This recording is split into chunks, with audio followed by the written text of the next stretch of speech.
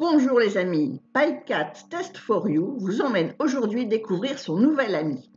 Issu de la marque iRobot, il s'agit du Roomba i3+, un aspirateur robot avec station de vidage automatique. Comme toujours, je vous propose de découvrir le produit de A à Z, c'est-à-dire du déballage jusqu'à l'entretien de celui-ci, en passant par son installation, sa configuration et bien sûr son utilisation. Mais commençons de suite par découvrir de quoi se compose le Roomba i3+.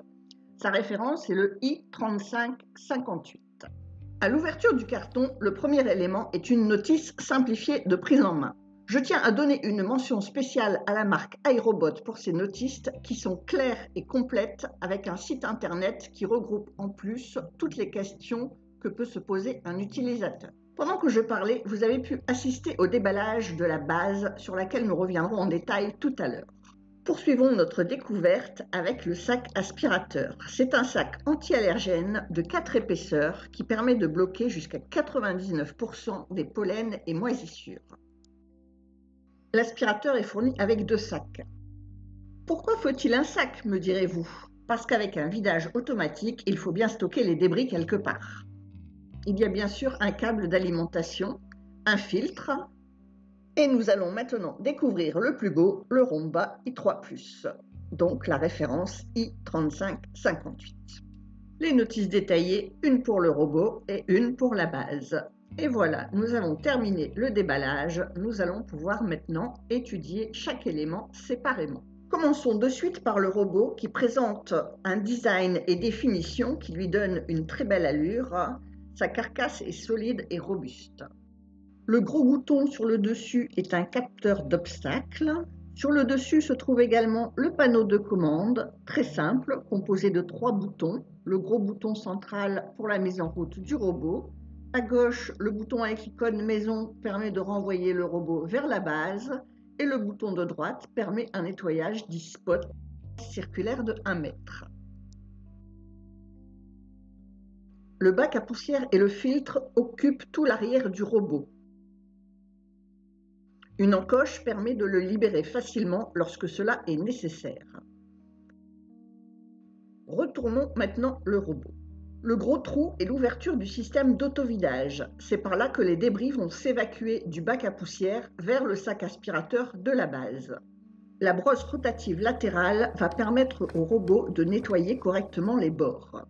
L'extracteur est composé de 2 brosses en caoutchouc multisurface. Une languette permet de les libérer très facilement de leur emplacement. Sur l'avant, une roue multidirectionnelle va permettre au robot de se déplacer aisément.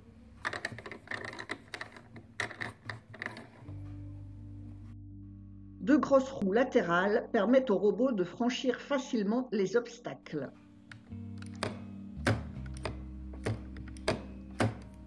Le robot est équipé de 4 capteurs de vide répartis sur toute la partie avant pour lui éviter toute chute dans un escalier par exemple. Le gros cercle noir est le capteur de suivi de sol. Il va permettre un travail méthodique en ligne droite parallèle. Les 2 carrés gris sont les contacts de chargement qui vont permettre au robot de se recharger sur la base. Toute la face avant du robot est équipée d'un pare-choc à sensibilité tactile qui va permettre au robot de s'adapter au type d'obstacle et lui éviter de se cogner violemment sur ceux-ci. Allez, on refait un petit tour rapide pour se familiariser avec Roomba et surtout pour admirer la beauté de son design. Il est vraiment sobre et élégant et n'a aucune honte à rester apparent dans une pièce de la maison. Oh, mais je suis en admiration et j'en oublie des présentations. Voici Choupette, ma nouvelle femme de ménage. Oups, non, ma technicienne de surface. C'est comme ça qu'on doit dire maintenant. Et voici la Clean Base, la station de vidage automatique. Elle est dotée d'un couvercle que nous allons ouvrir et c'est à cet endroit que va venir se placer le sac d'aspirateur. On trouve dans cet habitacle le conduit d'évacuation des débris et le couvercle de la soufflerie. Un capteur permet de vérifier que le sac est en place et 2 guides permettent de le mettre dans la bonne position.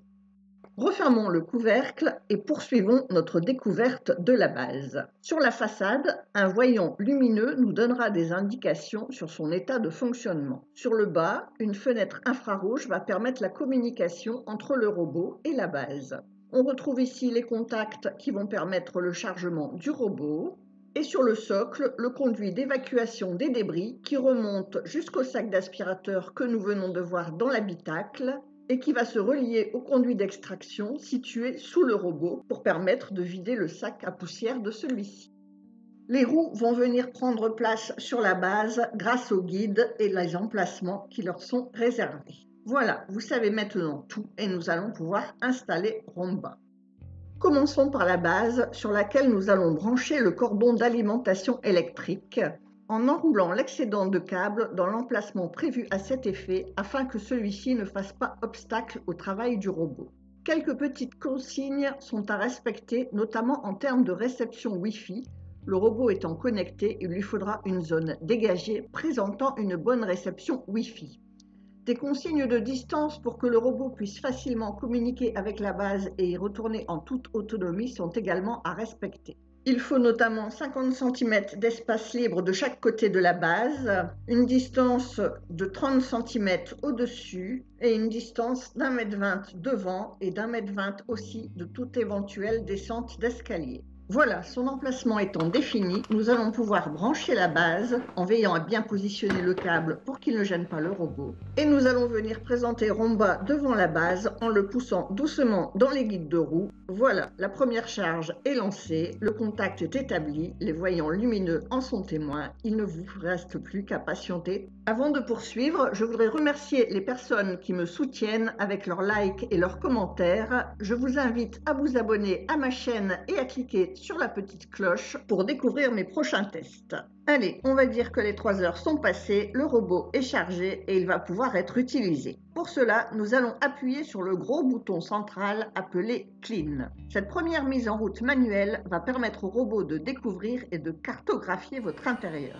Je vais me taire quelques instants et remettre le son du robot à sa vraie intensité, que vous ayez une idée du niveau sonore. Personnellement, je le trouve très silencieux pour un aspirateur.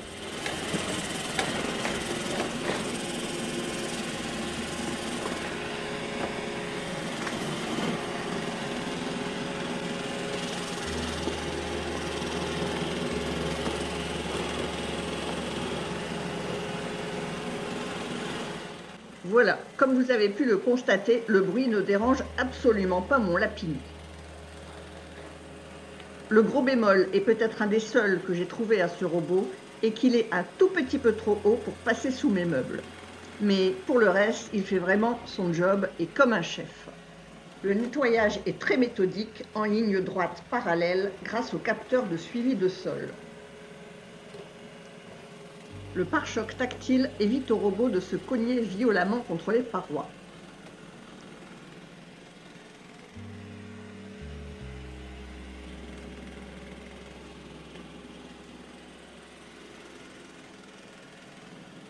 Le robot contourne méthodiquement les obstacles.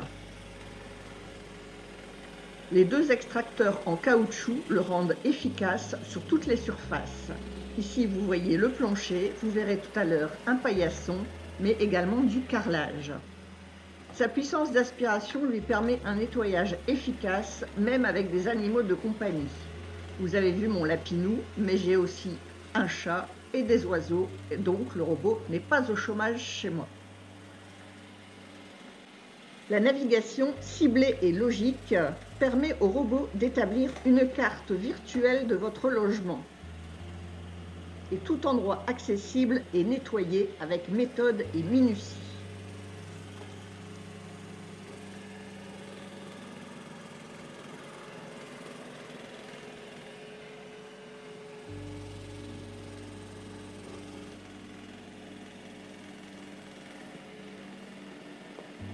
Grâce à cette cartographie virtuelle, le robot mémorise et anticipe les obstacles.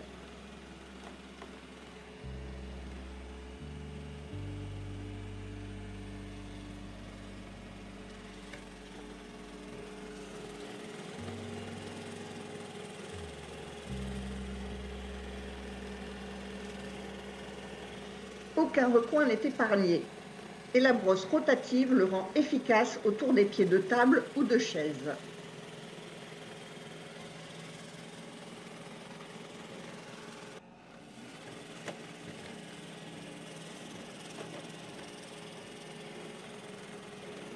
Les différents capteurs associés à sa roue multidirectionnelle lui permettent un suivi précis des obstacles. Lorsque le ménage est terminé, le robot retourne automatiquement sur la base.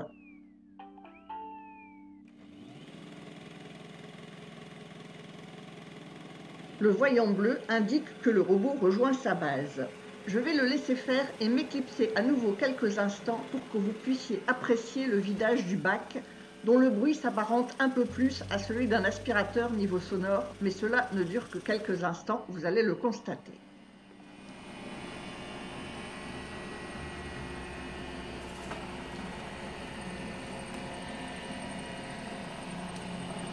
Attention les oreilles, ça va débuter.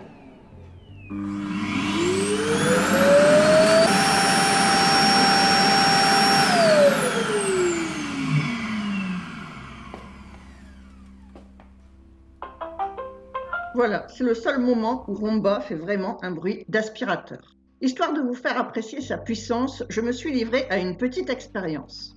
Je n'ai pas été sympa, je lui ai donné de la farine à aspirer. Chacun sait comment la farine adhère sur les surfaces. Alors demandons à Roomba un nettoyage spot et voyons le résultat. Le nettoyage spot, il va décrire des cercles sur à peu près 1 mètre dans un sens puis dans l'autre.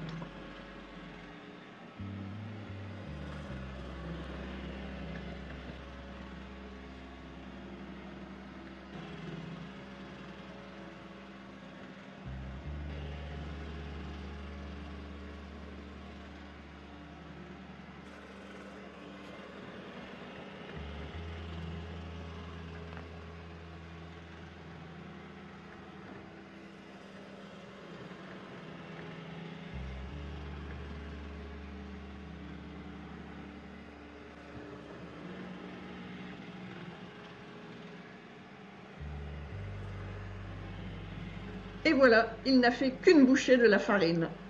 Elle était tentante, celle-là, désolée. Allez, je vous en remets une couche, mais cette fois-ci sur un paillasson. Et pas n'importe lequel, celui hyper absorbant. Allez, Roomba, au boulot. Montre-nous ce que tu sais faire.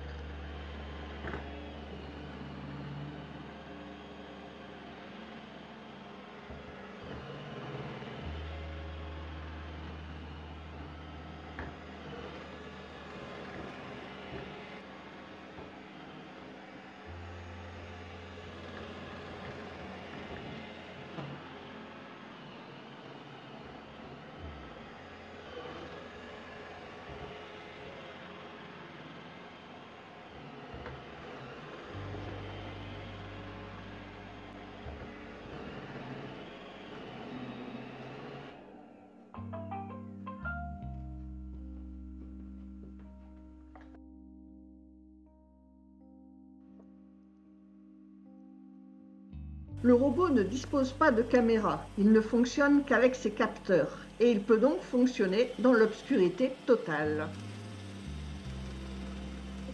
Grâce à ses 2 roues à suspension, il peut franchir des petits dénivelés sans aucune difficulté. Il s'adapte à votre intérieur. On l'a vu sur le parquet, sur le tapis et le voici tout aussi efficace sur le carrelage. Dans une maison pleine de recoins comme la mienne, Roomba a fait ses preuves sans aucun souci. Si vous avez mémorisé le parcours qu'il vient de faire, vous constaterez qu'il a mémorisé les murs et les obstacles et les contourne sur le retour. Roomba m'a bluffé par son autonomie. Il n'a jamais été au bout de celle-ci dans ma maison de 120 mètres carrés. Il peut, d'après la notice, couvrir jusqu'à 200 mètres carrés avec une autonomie de 90 minutes. Si sa batterie est faible, il rentre à la base, faire le plein d'énergie et reprend ensuite la tâche là où il l'avait laissée. Il est équipé d'un système Dirt Detect, c'est-à-dire qu'il détecte et mémorise les emplacements les plus sales de votre logement et y accorde une attention particulière. C'est le cas par exemple autour de la cage de mes lapidés. Roomba est connecté et il établit un rapport CleanMap après chaque tâche effectuée. Celui-ci est consultable sur l'application iRobot. Roomba peut être commandé à distance et ses tâches planifiées grâce à l'application iRobot. Roomba peut également être activé à l'aide de commandes vocales. Il est d'ailleurs compatible avec l'assistant Google ainsi qu'Alexa d'Amazon. Je vous donne rendez-vous dans une prochaine vidéo pour poursuivre l'aventure avec Roomba. Nous y verrons comment installer et configurer l'application iRobot, mais également comment utiliser Roomba grâce aux commandes vocales. J'utiliserai pour cela Google Home ainsi qu'une enceinte connectée Google Nest. Vous pouvez aussi retrouver un article complet sur le Roomba i3+, avec ses avantages et ses inconvénients sur mon blog passionbycat.fr. Passion au pluriel, j'en ai beaucoup, comme certains le savent déjà. N'oubliez pas de vous abonner et je vous dis bye bye et à très vite.